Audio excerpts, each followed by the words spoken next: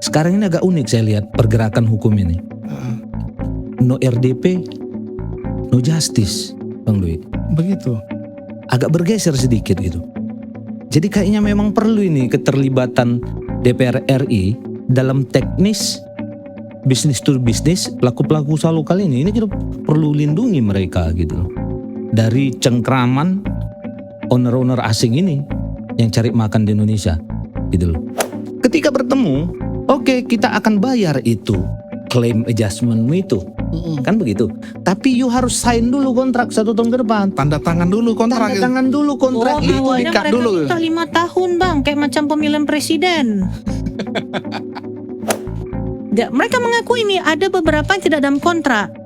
Mereka mengakui tiba-tiba pas waktu kita minta melalui somasi, kita layangkan surat somasi, datang ke dengan menjumpai pengacara seperti amnesia. Oh ya, mana ada kami mengakui, nggak pernah kami mengakui gini. Alasan mereka, sabar ya kak, ya itu waktu itu diucapkan sama Mbak Novi dari tim OYU Sumatera Utara. Sabar ya, kita sudah meminta tapi dari Indianya lama dikit. Jadi kan kalau dikit-dikit disalahkan India, sedangkan di Indonesia udah bubar aja OYU di Indonesia, pergi kau balik ke India. Jangan kau susahkan kami pengusaha ini. Nah, untuk OYU sendiri kami mohon bayar utang kalian. Bayar, jangan dikit-dikit melemparkan ke India. Ada kantor kalian di Jakarta, di Salemba. Kalau kalian tidak bisa bayar, bubarkan aja sekalian. Buat apa kalian berusaha berdagang di sini? Karena perdagangan kalian, bisnis kalian curang.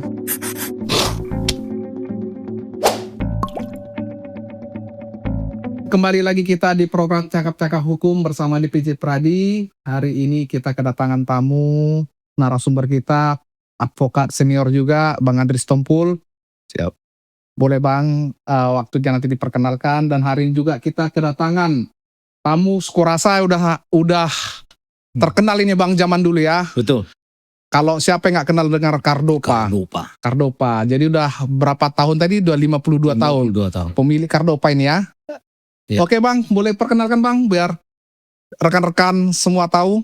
Baik, perkenalkan saya Andri Gusti Ari Sarjono, sarjana hukum, magister hukum. Saat ini posisi saya salah satu kuasa hukum dari Cardopa Group yang ada di Medan, Skandar Muda. Nah, hari ini saya membawa salah satu anak dari owner pemilik Cardopa yang akan nanti kita kupas kan sini. Ya. Kira-kira apa yang mau disampaikan? Kita gas ini hari ini ya. Iya. Dengan siapa perkenalkan? Silakan. Assalamualaikum warahmatullahi wabarakatuh. Perkenalkan, nama saya Jupti Esther. Saya mewakili ibu saya yang kebetulan tidak bisa hadir pada hari ini, yaitu Ibu Tiurida Simanjuntak. Mewakili juga penginapan Cardopa Group yang berada di sini untuk kita berbincang ya Bang ya. Iya. Kenapa sih saya ada di sini? Gitu ya.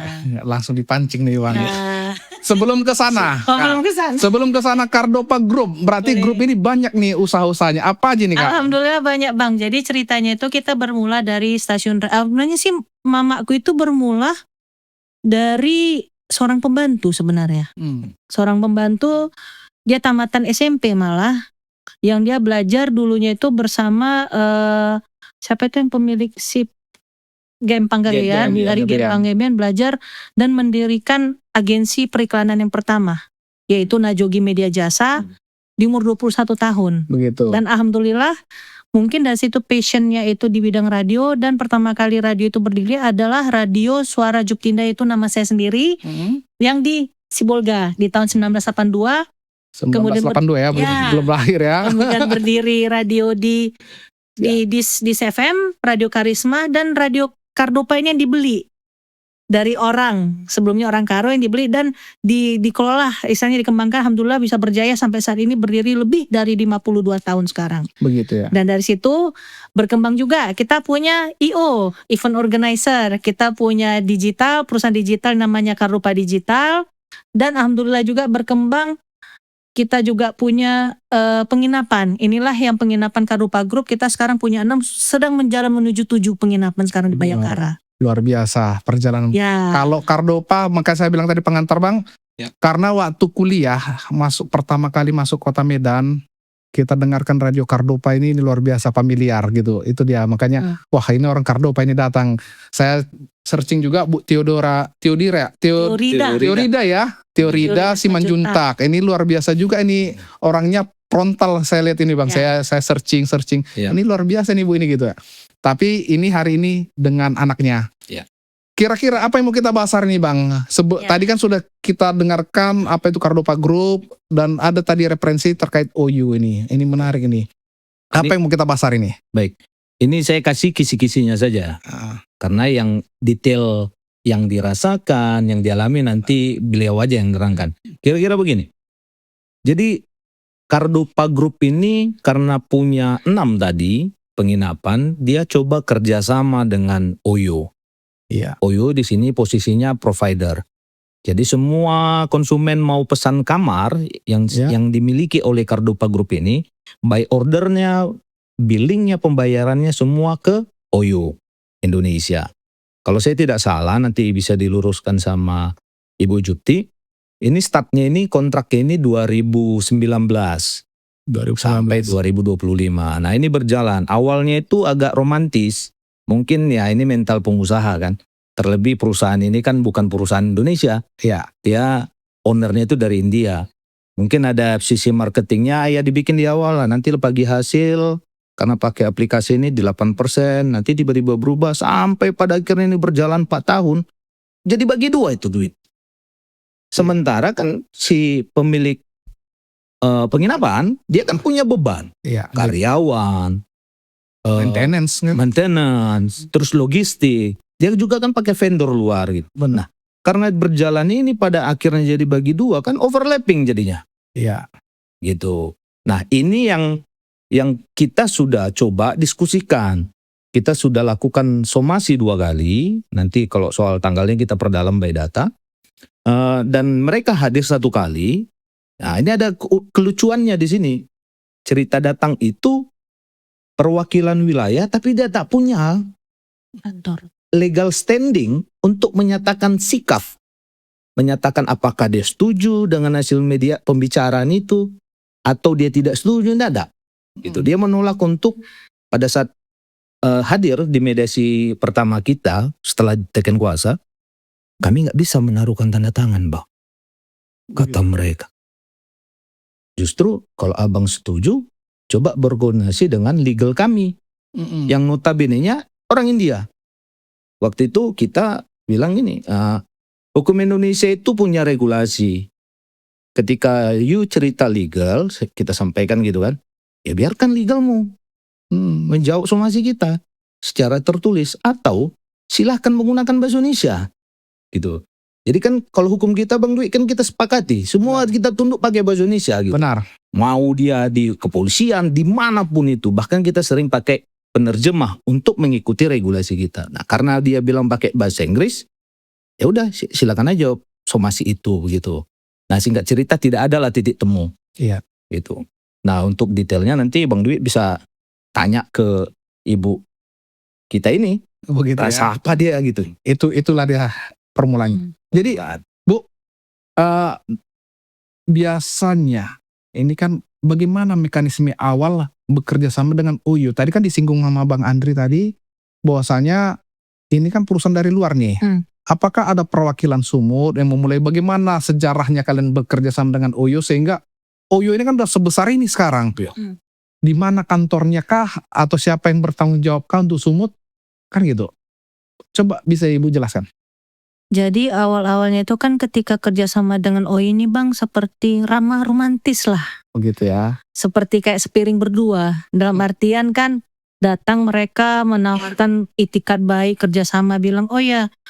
Sorry saya potong. Datang mereka ini siapa? Maksudnya? Datang mereka ini pada waktu itu adalah Pak Fandi. Pak Fandi, Kak Duma, sama Nurian. Iya. Dan itu mereka mengatakan mereka pihak OYO dari wilayah Sumatera Utara. Pak Fandi adalah manajernya, manajer properti OYO untuk wilayah Sumatera Utara, yang saya juga termasuk Aceh. Nah, mereka mendatangi Ibu Teorida mengatakan, oh ya Ibu, kami lihat Ibu mempunyai beberapa penginapan nih. Waktu itu baru berdiri adalah di Helvetia Residence nih baru. Nah, diajaklah kerjasama. Iya Bu, awal tuh manis-manis Bang. Jelas kontraknya. Pembagiannya waktu itu hanya 8,5 dari 10 atau 15% kok saya nggak salah itu sebentar ya, karena kan kita harus ngomong data itu kan harus By data ya. by data ya Bang ya. Iya. Bentar. Nah di awal itu mereka kan mendapatkan keuntungan tuh sebesar 15%. Dan biaya-biaya yang menjadi dalam kontrak itu sesuai. Jadi di awal setahun 2 tahun itu enak gitu jalannya, pembagian jelas. Nah ketika dalam perpanjangan kontrak, disitulah masalahnya. Masalahnya apa? Kontrak tidak ditandatangani oleh ibu saya, tidak ada tanda tangan, jalan. Begitu. Penginapannya misalnya penginapan promosinya itu kerjasamanya jalan, termasuk di platform di OYO-nya, termasuk di platform OTA-nya. Terus itu muncullah tiba-tiba biaya beban yang tidak jelas, yang tidak pernah dijelaskan, dipaparkan. Suatu kita ketemu, kita bahkan kok dibilang sering kalinya ketemu, bahkan udah seperti keluarga. Lebaran silaturahmi mereka datang, tahun baru mereka datang makan bersama, jadi udah kayak keluarga. Karena kita mikir pun selama ini dengan mereka ini baik memperlakukan kita, ya otomatis kan kita wajib dong memperlakukan orang dengan baik ketika orang memperlakukan kita dengan baik, dan itu fair. Tapi ketika masalah-masalah itu terjadi, sempat sebelumnya dipertanyakan, sempat itu ada masalah sekitar 300 juta dan mereka menyicil dengan memotong di biaya di laporan di penjualan, pembagian hasil penjualan yang berikutnya, itulah ditemukan di rekening merah putih. Nah, sampai sekarang utang yang dari tahun 2019 itu masih ada terutang nih, 2020 ini. Sorry. Kalau terutang, gimana mekanismenya? Gimana terjadi terutang? Apakah karena selisih kesepakatan itu atau memang ada masalah? Nah, terutangnya itu adalah ada bagian-bagian daripada item-item itu yang tidak jelas dan tidak transparan, dan mereka itu hitungannya tidak tepat. Otomatis kan ada menjadikan selisih keuntungan yang mereka bilang mereka tidak sanggup membayar secara seluruhnya. Makanya dilakukan pencicilan. Oke, saya potong sedikit. Ya. Mekanisme pembayaran OYO ini bagaimana? Apakah mereka, ini kan aplikasi. Ini aplikasi benar. Aplikasi. Benar. Berarti kan ini masuk ke rekeningnya OYO dulu, baru dibagikan ke kita bagi hasilnya. Berarti begitu sistemnya, makanya mereka terutang begitu ya? Ya, benar. Biar jelas. Benar. Terus? Nah, jadi ketika pembagian keuntungan itu kan kita melihat, loh ini ada beberapa nggak jelas. Nah, itulah yang sampai sekarang dicicil pun masih ada sekitar 50-an juta. 50 atau 90 juta yang masih terutang, dan ketika dalam perpanjangan kontrak itu masalah utamanya itu adalah di tahun 2022 Bang. 2022. Kenapa 2022 saya bilang ketika kita audit, disitulah kecurangan-kecurangan yang mulai dibilang bahasanya digital audit lah, bahkan early check in, late check out, semua istilah yang seharusnya ini uang kita dong. Orang kan mereka datang ke penginapan kita. Benar. Tetapi kenapa keuntungannya diambil sama mereka? Bahkan kalau misalnya dibilang digital audit nih, misalnya mereka mengklaim ini ada tamu nih datang ke tempat hotel kalian. Loh, tamunya mana? Mereka nggak bisa mempertanggungjawabkan, nggak ada laporan, tapi keuntungan kita tetap dipotong. Begitu. Adil nggak seperti itu? Kan nggak adil kan? Tamu dibilang datang, kita berbulan-bulan minta laporan nggak ada. Baru ketika kita mengancam pemutusan kontrak barulah dikasih. Itu pun ketika kita cek banyak nomor-nomor nggak jelas. Jadi logikanya, apakah ketika tamu itu tidak datang, tidak jadi menginap, kita juga yang dipotong, dibebankan? Begitu dianggaplah itu. Tapi kan pembayarannya kan ke OYO langsung. Ketika tidak jadi menginap bagaimana nih? Ketika tidak jadi menginap, itulah dimasukkanlah biaya-biaya itu ke dalam biaya digital audit. Begitu. Jadi alasan mereka adalah dianggap seperti kayak penalti denda akibat tamu ini loh. Kalian pakai aplikasi kalian kok malah kami pula yang harus tanggung bebannya. Enak banget kau bos. Gitu ya. Kan nggak benar dong kayak gitu. Iya. Mereka sudah istilahnya selama ini pun selama 7 tahun kita kerjasama lebih Bang. Kurasa pun udah miliaran ya keuntungan mereka ambil dari kami. Belum lagi yang dari tahun 2022. Keuntungannya itu seharusnya kan pada waktu itu kita meminta penurunan keuntungan menjadi 8,5%. Disitulah parah biaya-biaya entah bahasa-bahasa Inggris lah diciptakan mereka. Dibikin yang macam-macam bahasa ya. Paling lucunya kalau misalnya customer mengeluh, komplain, itu pun komplain karena aplikasi, kami juga kena denda penaltinya dipotong.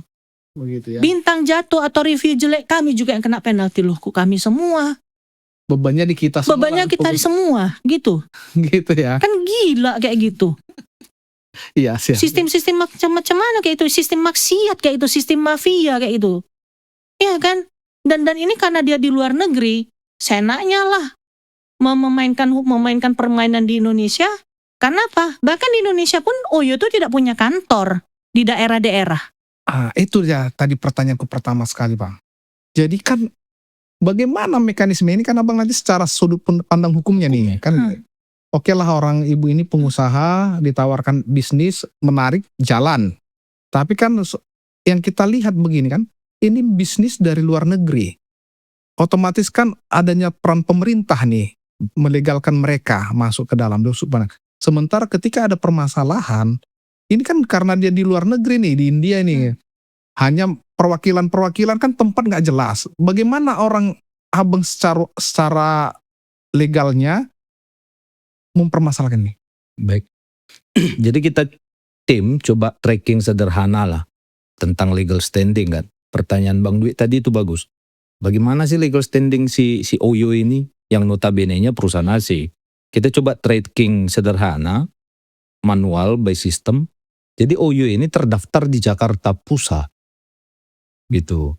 Nah, kendalanya adalah ketika dia melakukan usaha di luar dari Jakarta Pusat, dia tak punya kantor perwakilan, tapi dia tempatkan individu, timnya atau orangnya di beberapa daerah yang menguasai mungkin satu pulau. Ya. Karena sekarang teknologi kita komunikasikan by digital, ya kan? Jadi by digital itulah yang digunakan mereka celahnya, bahwa ada orang kita di Medan, gitu loh. Jadi bukan kantor perwakilan, ada orang kita di Medan. Semua sistem itu dihandle di Jakarta Pusat, di Salemba tepatnya alamat mereka, nanti kita bisa buka di Google. Nah, yang database itu dan semua administrasi adanya di kantor pusat mereka. Orang-orang tadi datanglah membawa kontrak-kontrak Begitu ya. yang di email dari Jakarta tadi, disodorkan ini ke pelaku usaha. Dan ada di sini buruknya soal legal standing. Apa itu? Ketika ini disign oleh salah satu pengusaha, misalnya pemilik bangunan, ya kan? Ini dikirimkan lagi ke Jakarta, by file email PDF. Dari sana nggak diberikan ini kepada pengusaha lokal. Kontraknya itu. Kontrak. Berarti ini bisa terjadi seluruh di Indonesia nih, Kak? Bisa. Di semua pengusaha-pengusaha property owner, owner property yang punya kerjasama dengan OYO, sistemnya rata-rata seperti kayak gitulah cara permainan mereka. Kenapa saya bilang kayak gitu, Bang? Saya ada berbicara dengan kebetulan kawan-kawan seperjuangan di properti ya. Nasib mereka seperti itu. Kontrak tak ada tanda tangan, langsung nancap di portal OYO. Begitu ya. Misalnya ada tanda tangan, misalnya mungkin di awal pun ada tanda tangan, perpanjangannya tidak perlu tanda tangan. Padahal kan secara legal standing harus dong. Iya. Ketika perpanjangan kontrak, nama di situ dijelaskan di depan tuh nama, teori dasi manyutak bla bla bla. Tapi tanda tangannya kosong dibikin. Dan mereka jalan terus. Mana bisa kayak gitu secara hukum. Gitu ya. Dan karena uang pundinya itu istilahnya rekeningnya pakai rekening mereka, senaknya dong bisa menahan uang kami yang merupakan pembagian kerjasama. Bahkan bulan Januari kemarin kami tidak dibayar, Bang. Secara haknya itu kami wajib di luar daripada permintaan ganti rugi kami. Yang ada kami istilahnya dibohongin dengan bahasa dalam bahasa Inggris. Iya. Karena mungkin mamaku tak paham bahasa Inggris, dibodoh-bodohi lah ya kan. No objection letter final payment. Isinya dengan bahasa dibilang adjustment Januari. Bu, ini bu, pembayaran kita ya bu bulan Januari. Mamaku awalnya heran, saya dipanggil. Nah, coba dulu kau tengok. Kok bahasanya no objection letter final payment? Berarti artinya kok kita tanda tangan itu nanti seluruh keluhan-keluhan kita, utang-utang mereka itu dianggap lunas. Kenapa? Karena judulnya kan mengikat. Benar. Iya kan? Benar. Jadi kan penipuan yang dilakukan mereka. Menarik ini perkaranya. Tambahan juga Bang Dwi, saya tambah yang dibilang Ibu Jupti tadi, gini deh. Sepertinya ada memang pola di sini. Pola mereka gitu kan. Misalnya lah, 2019 ke 2020. Istilah mereka itu dispute adjustment. Ya kan. Kalau you mau komplain, ayo silahkan. Kita catat di sistem. lalu kita adakan pertemuan. Kan begitu? Benar. Nah, ketika bertemu, oke, kita akan bayar itu claim adjustment itu. Kan begitu. Tapi you harus sign dulu kontrak 1 tahun ke depan. Tanda tangan dulu kontrak. Tanda tangan dulu kontrak itu. Awalnya diikat mereka dulu. minta 5 tahun bang, kayak macam pemilihan presiden. Mana mau kita, karena udah pasti polen bersama yang seperti itu akan berulang-ulang berganti. Jadi sorry, kita mundur sedikit. Jadi di awal kontrak pertama ini sudah terjadi seperti ini.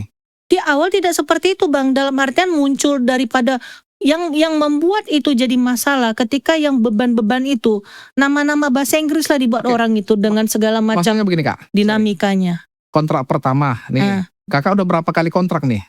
Ini 2 kali kontrak, 2 atau 3 kali kontrak seharusnya. Iya, 2 atau 3 kali. kontrak pertama. Ibu Oke. saya tanda tangani. Kontrak kedua tak ada ibu saya tetap jalan. Iya. Kontrak ketiga tetap ada ibu saya tetap tidak jalan. Ada Jadi- itu beberapa yang kedua pun belum kami tanda tangani. Mama saya belum tanda Kontraknya tangan. sekali setahun, Sekali 2 tahun itu. sekali 2 tahun. Iya. Oke. Ketika kontrak pertama selesai nih, masuk kontrak kedua nih, disitulah permasalahan komplain itu ya. Iya. Bagi hasilnya sekali setahun. Nah bagi hasilnya enggak, bagi hasilnya setiap bulan bang. Tiap Kan dia bulan? rekening setiap bulan. Begitu? Rekening merah putih iya. Oh, gitu Jadi ya. kalau orang yang tidak paham dengan membaca maaf kata ya akuntansi atau bidang keuangan dengan bahasa-bahasa yang ngejelim dengan inisial-inisial atau singkatan-singkatan apa ya dibodohin. Begitu ya. Yang pastinya kan kita berpikirkan perasaan kata orang Oyo ini penghasilanku bisa segini nak, tapi kok nggak ada uang di rekening ini, kenapa ya? Itulah yang membuat aku penasaran pada waktu itu. Berdasar sama dengan orang keuanganku kami audit, ketahuan lah di situ semua Oke, kecurangan-kecurangan mereka itu. ketahuan itu tadi saya mau pertanyakan, ketahuannya kecurangan itu di awal setelah akhir mau kontrak pertama atau awal masuk kontrak kedua? Mulai. Setelah mereka mau meminta perpanjangan kontrak tersebut. Disitulah kita mulai komplain, speak up line mulai nih. komplain, ya benar. Iya, ngomong lagi kita ini kok begini gitu. Jadi tapi mereka akan berjanji akan menggantikan, tapi teken kontrak kedua dulu. Lucunya bang, Iya. pas waktu kami rapat nih bersama, waktu itu pas terakhir itu dihadiri oleh Oyo Indonesia dari pusat, namanya si Bang Julian. Mereka mengaku ini ada beberapa yang tidak dalam kontrak. Mereka mengakui tiba-tiba pas waktu kita minta melalui somasi, kita layankan surat somasi, datang ke dengan menjumpai pengacara seperti amnesia. Oh ya mana ada kami mengakui, nggak pernah kami mengakui gini. Karena mungkin secara lisan pada saat itu pembicaraan, ya kan? Gitu. Oke Kak, kalau dihitung-hitung kerugian, mulai dari yang kita anggap ini dari awal ada bermasalah, kerugiannya berapa ini total yang harus ditanggungjawabin oleh pihak Oyo sendiri? Totalnya adalah 500, kemarin itu kan sekitar 448, dia tambah besar lagi karena ada ganti rugi yang plus 22 juta, ditambah lagi ada membayar subsidi kamar 21 juta, maka total kerugian keseluruhannya adalah 529.980.933. Ini kenapa bang? Selain ini tumpukan masalah ya. Pertama pergantian ganti rugi dari tahun 2022 sampai 2025. Kedua adalah biaya pencicilan utang yang belum selesai. Utang sebelumnya. Yang sebelumnya. Yang ketiga adalah keuntungan Januari yang kami ditahan. Yang keempat adalah selisih subsidi kamar. Kenapa? Misalnya contoh, kita kan sudah ada kesepakatan dalam rapat harga kamar sekian ya. Secara praktek nggak dibahas habis harganya. Begitu ya. Dan kami otomatis minta dong ganti rugi, istilahnya udah kami dibabat habis, bayar operasional, uang kami tidak dikembalikan, curang nggak itu namanya bang? Oke, ini kembali ke Bang Andri Bang. Tadi Penipuan kok. ada menarik ini, kayak ini langsung kakak simpulkan ini panas terus ya. Jadi begini, ada tadi kakak bilang yang keuntungan kami ditahan, yang segala macam dijelaskannya ini kan gitu. Sudah pernah orang abang somasi tadi ya? Sudah abang jelaskan bahwasanya Sudah. menurut kajian abang nih secara legalnya ini, apa yang abang lihat ini dalam bisnis ini? Setelah kita teliti kan, saya luruskan kembali, saya tambahi yang dibilang Ibu Jupti soal kerugian. Kerugian itu dibagi dari 3 poin. Yang pertama, kerugian kontrak mulai dari 2019 sampai 25, dispute adjustment. Ada lagi yang lain. Apa itu? Soal harga yang mereka tentukan. Itu loh. Sama soal yang terakhir itu soal, jadi kan kontrak ini berakhir 25 bulan Desember 2025. Iya. Sistem ini masih ongoing sampai Januari 26. Dia masih terima terus orderan itu. Dia tak bagikan sama owner. Iya. Jadi ada 3 poin kerugian itu yang dipikul. Yang tadi totalnya kata Bu Juti sekian, 529 juta sekian gitu. Secara hukum itu kerugian, kan begitu. Nah yang kedua berikutnya adalah kira-kira apa sih yang perbuatan celahnya, kan kira-kira begitu. Arah tujuan dari pertanyaan Bang Dwi itu. Karena kita sudah dialog ke mereka, ya kan. Pertama itu ada pengakuan, ini agak unik nih Bang Dwi. Ada pengakuan dari mereka, even itu tulisan ya. Cuman kita tim, Ibu Jupti juga punya rekaman itu. Ada pengakuan dari OU ini bahwa kami nggak bisa hitung itu karena di sistem kami 6 bulan terakhir terhapus, tak ada lagi data itu. Itu yang membuat ini menjadi menumpuk dan jadi masalah. Begitu ya. Bagi owner. Kita bayangkan perusahaan internasional tak punya backup data. 6 bulan dia simpan gitu. Lalu owner, rekan bisnisnya, mitranya nggak bisa minta data yang 1 tahun sebelum. Begitu. Makanya berani orang itu mengklaim, kami nggak tahu itu, lupa ingatan insomnias dan segala macam ini. Tahu nggak yang lucunya? Kalau mereka dibilang perusahaan properti digital, masa iya sih data semua digital yang laporan-laporan pertanggungjawaban mereka semua sebelumnya hilang, tapi urusan yang berkaitan dengan uang, utang-utang atau uang keuntungan ada semua datanya. Omong kosong kan? Jadi kan gini Bang, ini kan saya lihat nih ada 2 yang saya pandang nih dari segi manajemen. Sorry saya bukan orang ekonom kan gitu, bukan orang manajemen juga. Tapi saya melihat begini, ada miss antara manajemen owner. Jadi sehingga ada rentan permainan, apakah ini permainan owner sengaja membuat seperti ini liar, atau permainan karena memang tidak jelasnya manajemen dari OU sendiri. Contoh, saya perwakilan Sumber nih, saya yang bermain ini. Begitu, atau perwakilan Jakarta.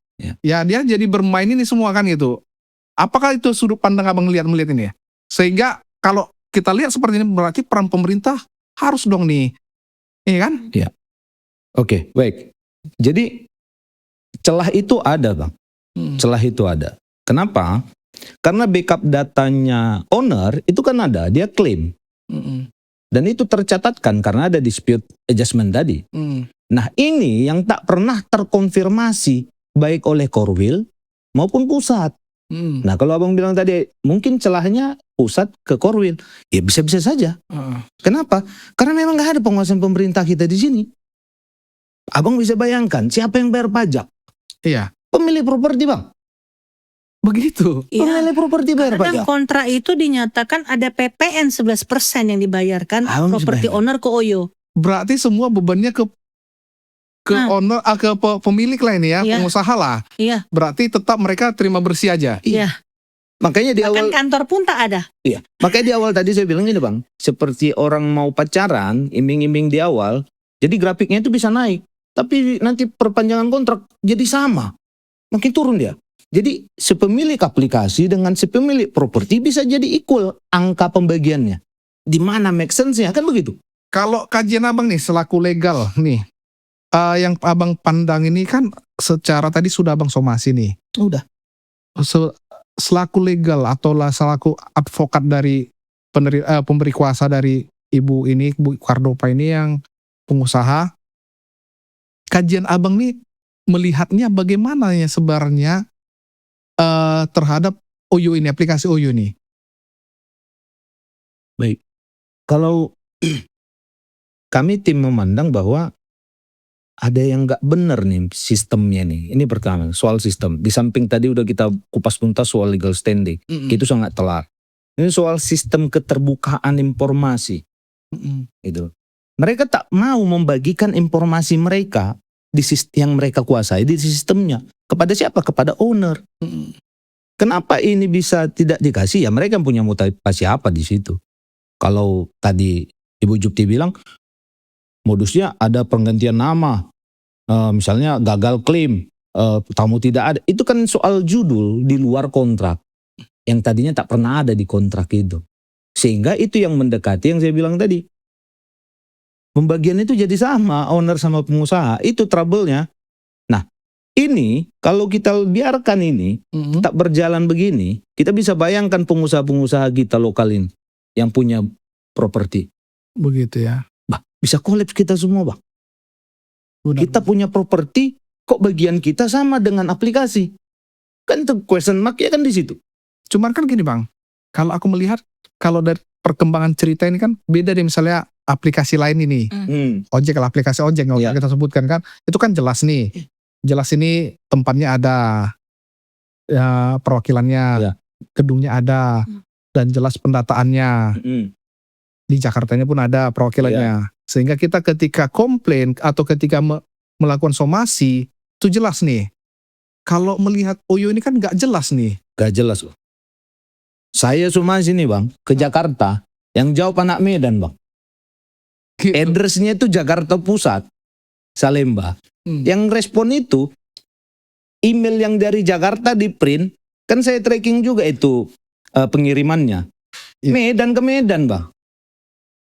Sementara Jawaban somasi. pemiliknya orang India gitu. Iya. Owner orang India. Apa nggak lucu gitu nih, Bang? Kalau Sesama anak bangsa. kontrak gimana? Kontrak ada nggak istilahnya kita pertinggal kontrak waktu itu difotokan atau apa sehingga kita abang ini kan mempermudah abang ini nangani perkara ini. Ini kontraknya nih. Nah, yang paling lucunya kan Bang, mereka itu di awal jelas kontraknya. Yang kedua dengan istilahnya gini Bang, seharusnya ya etika namanya kita bisnis to bisnis lah ya Bang ya. Kita ini mau perpanjang kontrak. Bawa dong kontrak itu, jumpai dong bisnis partner kita. Ini enggak. Kita udah kirimkan melalui email. Memang sepele kali. Memang ada. Nah, waktu kita tracking itu banyak nggak ada dokumen-dokumen yang mereka maksudkan. Terus itu dengan bahasanya itu mereka bilang ya kita nggak mau tahu dong. Misalnya kan kita sudah kirim itu semua. Lo buktinya mana? Bahkan ada beberapa lampiran-lampiran yang kita minta sama mereka nggak bisa melampirkan, mereka nggak bisa memberikan. Begitu ya. Iya. Oke Bang, tadi kan sudah dijelaskan juga kerugian ini. Sudah disomasi. Respon dari somasi itu pun sudah dijawab. Sudah dijawab. Apa respon dari somasi? Dia somasi balik kita. Nah, satu lagi yang paling lucu Bang. Mereka malah kita meminta somasi atas pertanggungjawaban ganti rugi. Mereka mau mensomasi gara-gara video yang saya naikkan. Yang kami naikkan kan lucu. Begitu ya. Udah terus gitu mereka menahan surat terminasi kami. Masa orang misalnya mau putus hubungan, kau tahan-tahan aku mau putus hubungan sama kau. Akibat daripada surat terminasi yang ditahan itu, kami pun mau misalnya membuka akun sendiri ke OTA, nggak bisa, masih nama OYO. Begitu. Mau ke Google Business pun nggak bisa, masih nama OYO. Jadi nama ini penginapan ini yang 6 ini kan terregister di OYO karena sistemnya di OYO. Karena tidak diberikan terminasi pengakhiran hubungan kontrak, ya kan melekat di sana. Ketika orang yang mau misalnya pindah ke apa kita bilang yang semirip Traveloka, Booking.com atau Tiket.com gitu, nggak bisa karena di situ kelok.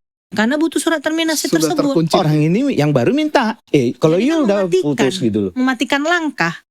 Jadi memaksa mengancam penipuan. Tahu mau nggak mau kau supaya kau itu ada kau tanda tangan nih, sign kita kontrak baru kan maksa itu namanya. Oke, itu kan sudah melanggar hak asasi manusia itu. Oke Bang, selain setelah somasi nih ya, langkah apa yang orang abang lakukan ini?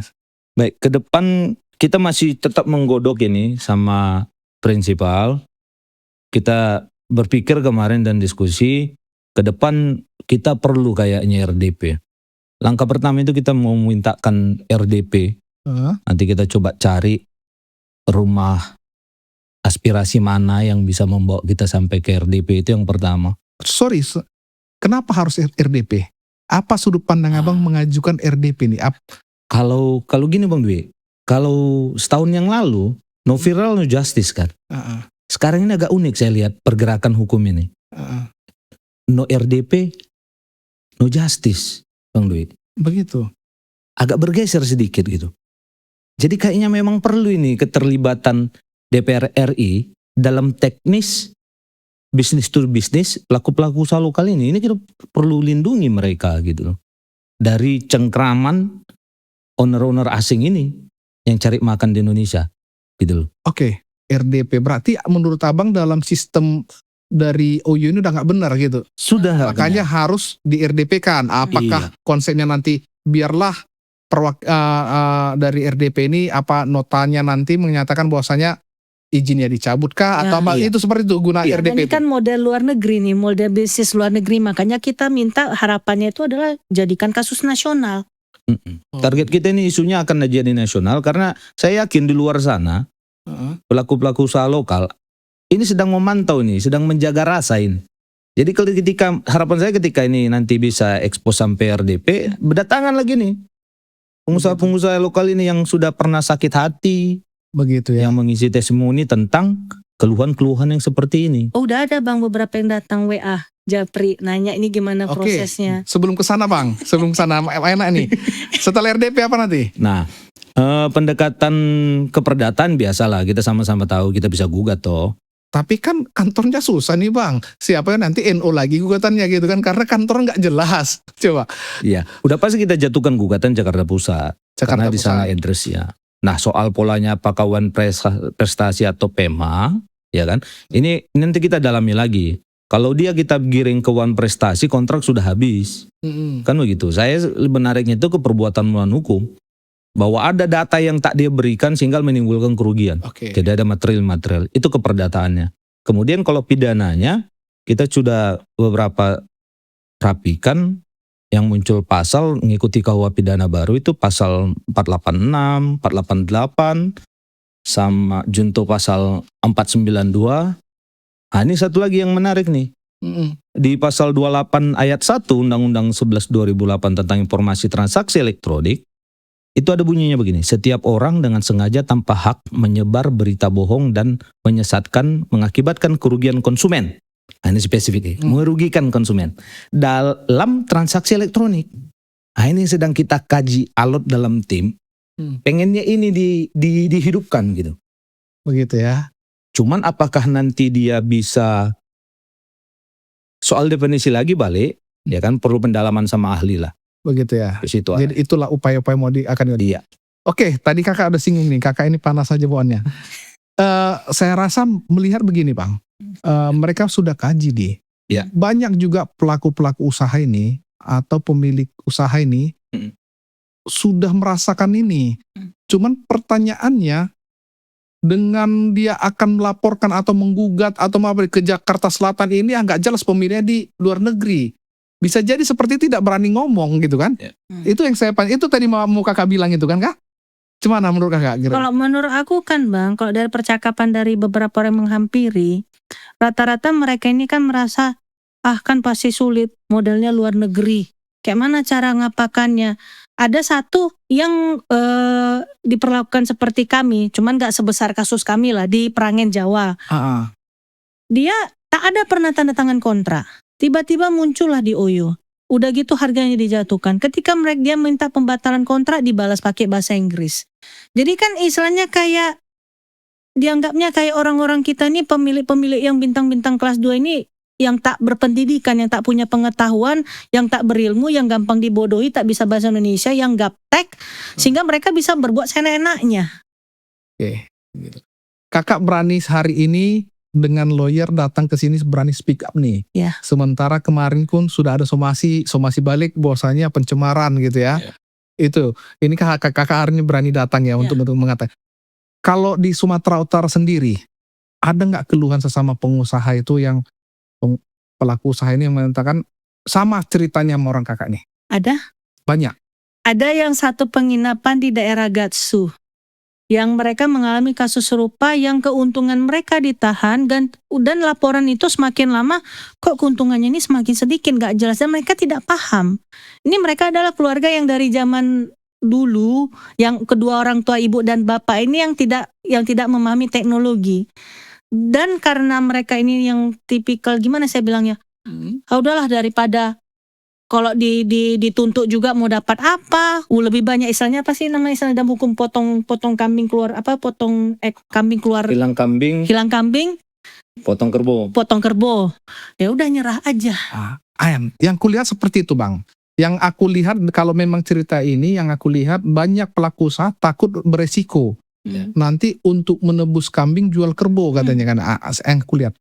Tapi kan menarik nih, menariknya mengikuti cara yang langkah upaya hukum yang abang berikan. Saya rasa sudah bisa ini untuk RDP segala macam, sudah bisa ini abang harus buka posko nih. Ini posko korban-korban Oyo. Ini menarik juga nih karena Saya buka Bang posko online. sudah dibuka. Saya buka di posko online. Dari situ beberapa merespon. Saya mengajak teman-teman pemilik properti penginapan maupun customer yang dirugikan, ngomongkan ekspresikan, cuapkan di situ. Ya. Jadi Bang Dwi, ya kan? Karena kan lawyer itu kan gini, bagaimana menarik atensi publik, gitu kan?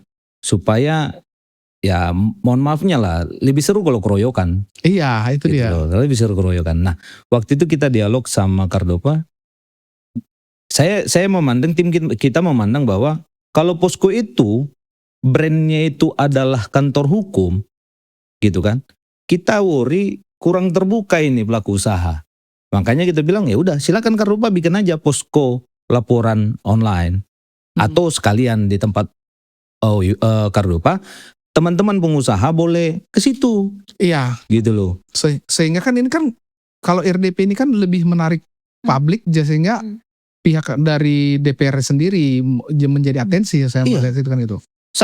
Saya justru karena ini adalah perjuangan melindungi pengusaha lokal, DPR RI harus lihat ini, situasi ini. Dan saya rasa Bang, karena saya lihat itu banyak di sosial media komplain soal Oyo, mulai dari customer, mulai dari pemilik properti.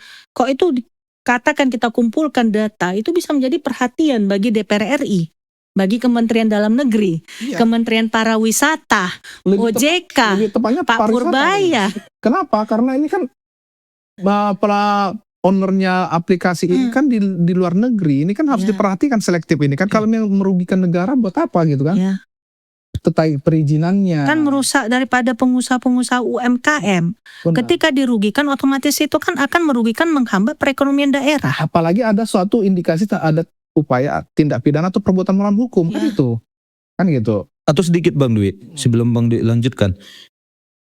Ini Kak, Ibu ini punya cerita waktu perhelatan yang speedboat itu, ya kan? Ya. Dia punya cerita nih khusus nih.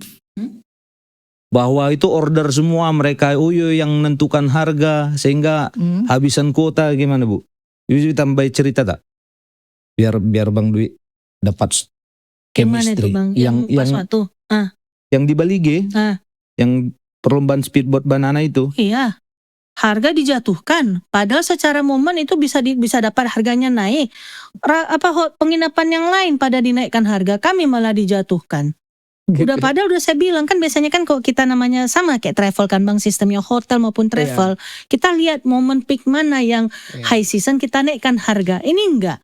Dibanting platform harga. Bolak-balik saya bilang alasan mereka sabar ya Kak, ya itu waktu itu diucapkan sama Mbak Novi dari tim Oyo Sumatera Utara. Sabar ya, kita sudah meminta tapi dari Indianya lama dikit. Jadi kan kalau dikit-dikit disalahkan India, sedangkan di Indonesia udah bubar aja Oyo di Indonesia. Pergi kau balik ke India. Jangan kau susahkan kami pengusaha ini. Jadi harus ke India dan bermain. Bahkan di India aja pun kulihat di sosial media pun banyak yang komplain di India soal perihal Oyo ini. Begitu ya. Di Amerika banyak komplain. Jadi setiap ada komunikasi dengan Oyo Indonesia, decision makernya itu selalu India. Dibuang ke India terus. Buangnya ke India.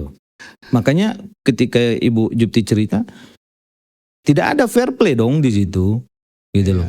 Masa season diturunkan harga, orang naik dia turun gitu. Klien kita minta naik, tunggu dari India. Waduh, ini habislah seasonnya. Jadi kalau seandainya begini Bang, maka saya bilang tadi legal standingnya. Seandainya nih jawabannya nanti, udah Bang, somasi klien minta ke India lah. Gimana lah gitu. Aturan hukumnya gimana kajian Abang ini sekarang? Kalau kayak gitu bubarkan Oyo Indonesia. Tapi sebelum kau bubar, bayar dulu utang kami. Nah lah, tetap di Indonesia lah, Jakarta Pusat. Tetap itu ya pertanggungjawaban. Kalau ownernya di India ya urusan dia lah di India. Tapi kalau badan hukumnya Oyo yang Indonesia, dia kan punya terdaftar di Indonesia. ahunya Indonesia. Oh iya, Itu. sudah memang sudah ya. Sudah. Bukan berarti Sampai ke situ. di India ya. No.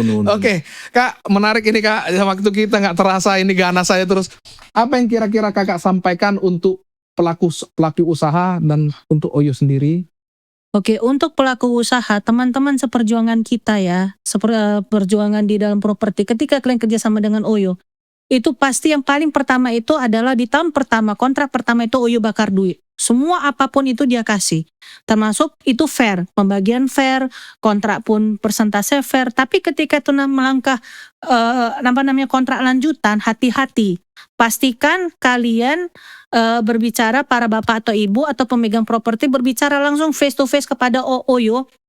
Minta mereka paparkan isi daripada kontrak itu dan minta mereka itu dengan jelas. Kalau misalnya ada perubahan apapun itu jangan melalui email, harus face to face. Ada itu dalam hukumnya itu kalau misalnya ada perubahan kan kita bisa bikin dalam bentuk adendum ya Bang ya. Ya, adendum. Itu harusnya. Jadi pintar-pintarlah kita, jangan bodoh dan harus pintar melihat dalam laporan itu akan ada permainan mereka, bahasa mulai dari ECL, early check out, late check out, digital audit. Kita pun misalnya ranking kita jatuh pun kena denda, misalnya ada komplain pun kita kena beban biaya. Itu hati-hati. Karena apa? Itu bukan tanggung jawab kita. Istilahnya mereka lah yang harusnya membayar kita karena kita mengeluarkan uang untuk properti. Mereka hanya platform. Tapi kenapa istilahnya kita yang dikeruk, kita yang diperas, kita istilahnya ketika kita tuntut pembayaran kita, ketika kita tuntut hak kita, mereka ancam dengan tidak mengeluarkan surat terminasi itu. Sehingga akan mengganggu masa depan kami. Penginapan ini berikutnya kami nggak bisa istilahnya berpromosi di OTA itu karena surat terminasi tersebut. Gitu ya. Nah, untuk Oyo sendiri kami mohon bayar utang kalian. Bayar, jangan dikit-dikit melemparkan ke India. Ada kantor kalian di Jakarta, di Salemba. Kalau kalian tidak bisa bayar, bubarkan aja sekalian. Buat apa kalian berusaha berdagang di sini? Karena perdagangan kalian, bisnis kalian curang. Itu yang saya minta, bayarkan. Berikan surat terminasi kami, hapus alamat Oyo kalian itu dari bisnis profil kami. Sehingga kami pun bisa memulai dengan langkah baru. Istilahnya kami melangkah baru pun, tapi kaki kami tetap kalian ikat. Itu namanya pengancaman. Begitu ya? Ya. Oke, itu kan sifatnya preventif nih. Ya. Menjaga pelaku usaha. Bagi yang sudah terlanjur ini apa Oke. pesan?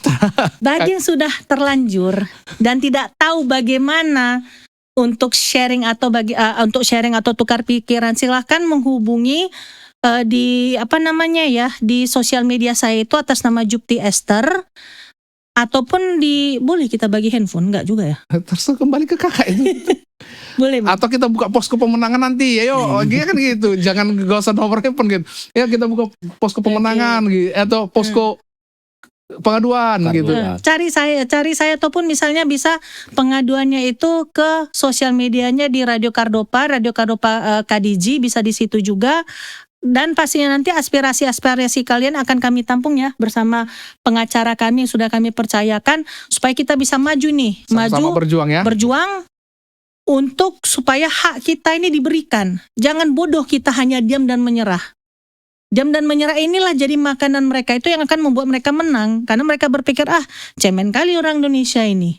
Tinggal dibodohin aja udah, lemparkan sana cari mangsa baru. Jangan, kita harus pintar. Apalagi kita udah capek-capek membangun properti ini, jangan mau kita dibodohi, itu aja. Oke, dari Bang Andri sendiri Bang, closing statementnya kira-kira yang menarik nih. Satu lagi boleh Bang? Boleh. Silakan.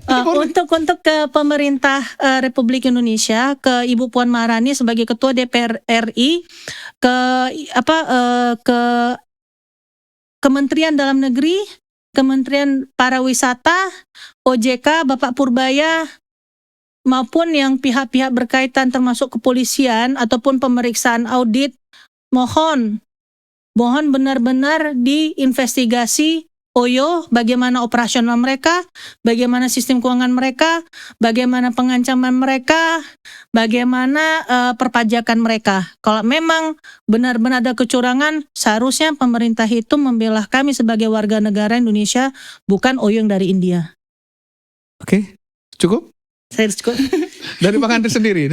Oke, dari kami tim hukum sangat jelas, kita berharap ke DPR RI, Komisi 3, supaya menilik permasalahan ini, karena Yang kita mau selamatkan ini adalah pengusaha lokal. Benar. Saya yakin kalau suara ini bisa didengar, nanti akan terdengar itu dari daerah lain. Di Jawa juga banyak kok kerjasama. Pengusaha lokal juga banyak, Dok. Dan mungkin mereka juga merasakan apa yang dirasakan oleh Kardopa. Nah, hal ini yang perlu kita selamatkan bersama di Komisi 3 atau komisi mana yang terkait tentang pariwisata dan segala macam. Supaya apa? Supaya saudara-saudara kita pelaku usaha lokal ini terlindungi hak-hak hukumnya. Gitu. Kenapa? Karena mereka lah UMKM yang sesungguhnya. Iya. Harus Jangan. dilindungi. Jangan gara-gara aplikator-aplikator yang cari makan notabene-nya luar ini, ya kan, bisa bikin suka-sukanya sama pengusaha lokal ini. Benar, benar. Kalau pengusaha lokal kita ini tidak kita lindungi, ini gulung tikar semua kolaps kita. Benar. Harapan saya itu, supaya DPR RI bisa menelisik kasus ini, ya kan, dan mari sama-sama membantu tim juga untuk menyelamatkan pengusaha lokal. Siap. Baik, terima kasih Kak. Semoga Terima kasih, perjuangan kita, perjuangan Kakak memperoleh apa menjadi hak, didengarkan oleh pemerintah, didengarkan oleh OYO sendiri. Kalau bisa ini selesai dengan baik-baik. Ya. Kan Bang? Oke, terima kasih buat waktunya Bang Andri yang luar biasa hari ini, tidak tanpa terasa. Jadi ada yel-yel kita ini Bang mengatakan Apa itu? kalau nanti cakap-cakap hukum cocok kau rasa gitu, kayak Medan Bang. Oke? Siap. Yang depan Bang. Oke, Oke. siap. Oke? Cakap-cakap hukum. Cocok kau rasa. Tahu.